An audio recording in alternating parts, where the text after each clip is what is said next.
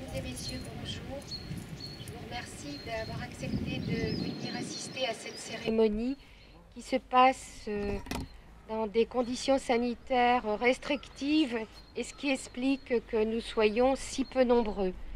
Mais pour autant, nous respectons la mémoire des personnes qui ont combattu et il est important de ne pas les oublier. Et même si nous ne sommes pas nombreux, mais le souvenir est quelque chose qui est incontestablement à garder. Je vais laisser la parole à Monsieur Yannick. Alors, je vais vous lire le manifeste pour le 19 mars 2021.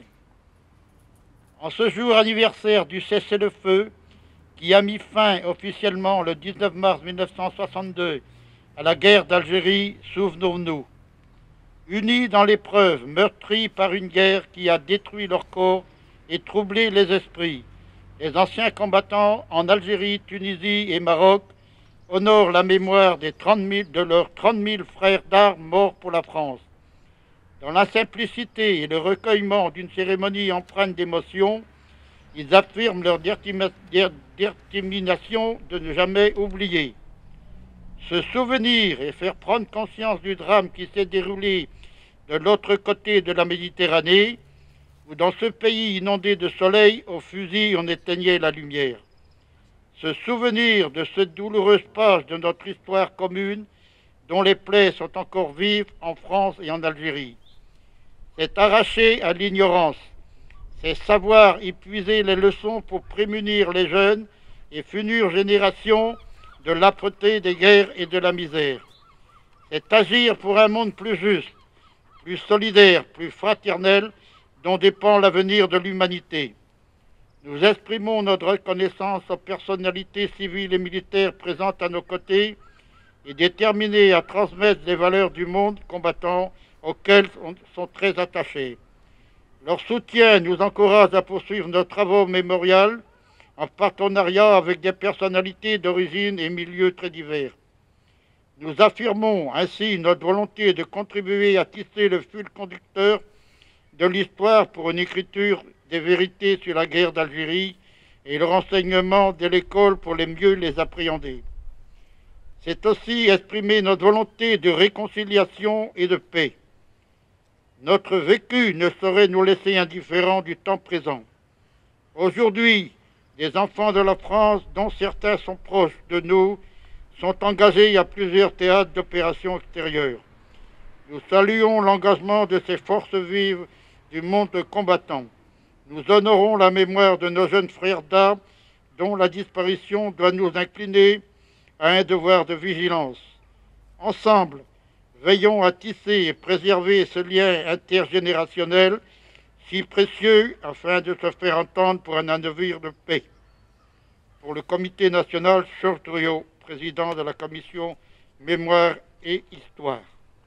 Merci. Voilà. Je passe la parole à Madame le maire.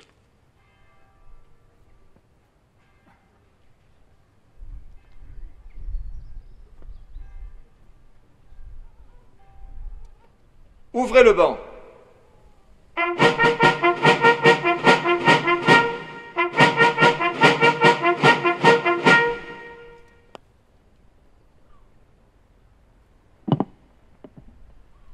Journée nationale du souvenir et de recueillement à la mémoire des victimes civiles et militaires de la guerre d'Algérie et des combats en Tunisie et au Maroc.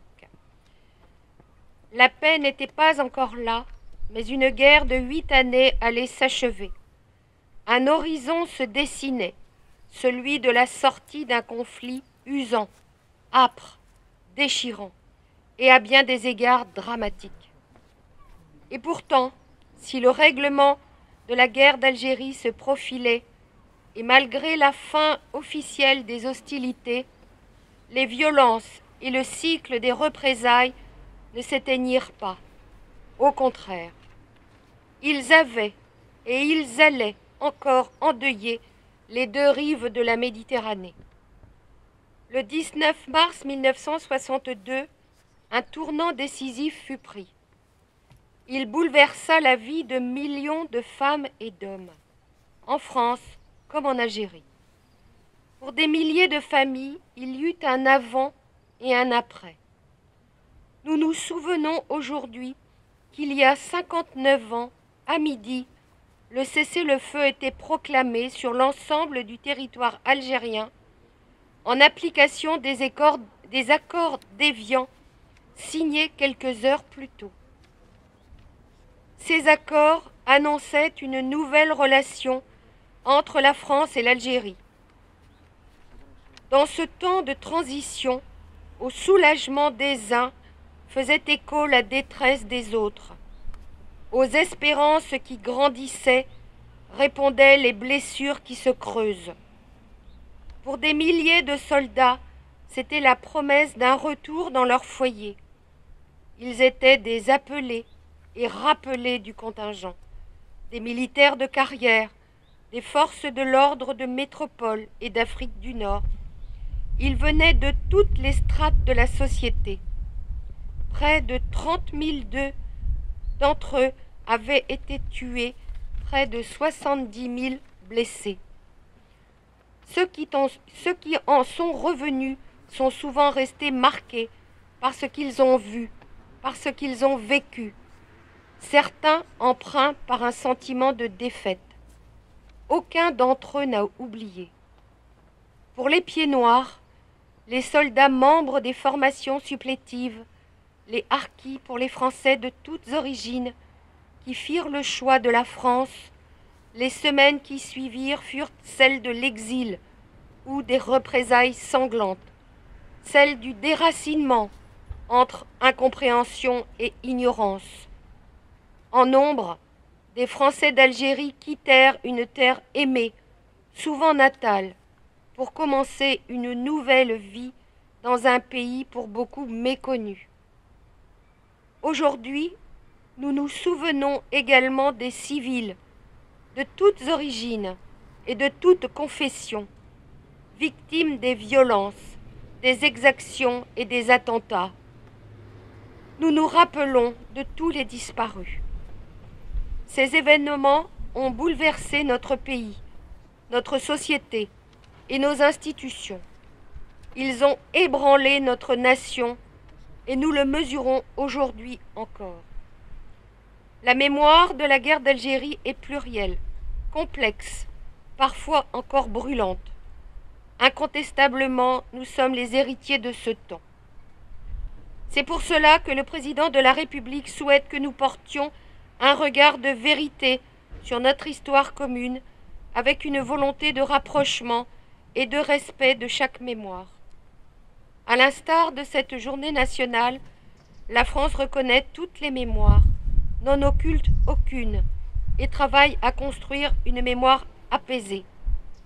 C'est aussi pour cela que nous devons continuer, inlassablement, à transmettre, à écouter et à valoriser les témoignages, à enseigner l'histoire de la guerre d'Algérie et en expliquer les faits et les événements. Il s'agit là d'un engagement pour notre cohésion sociale. Et le banc.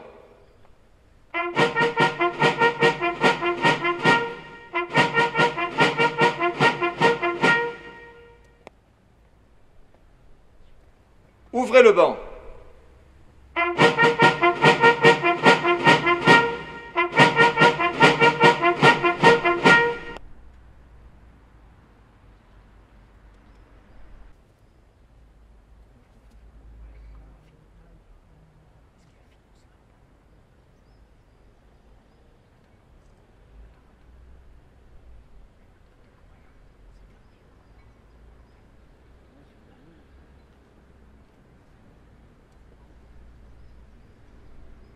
Et le banc.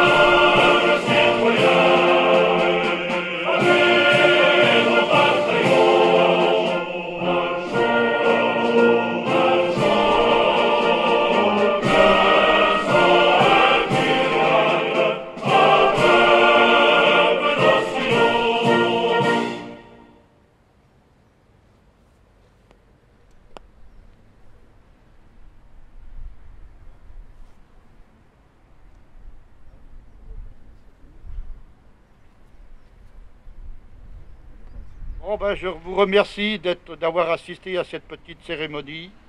Et voilà, c'est fini. Le maire, si vous avez quelque chose à dire. Non, je voulais vous remercier effectivement d'avoir participé à cette cérémonie.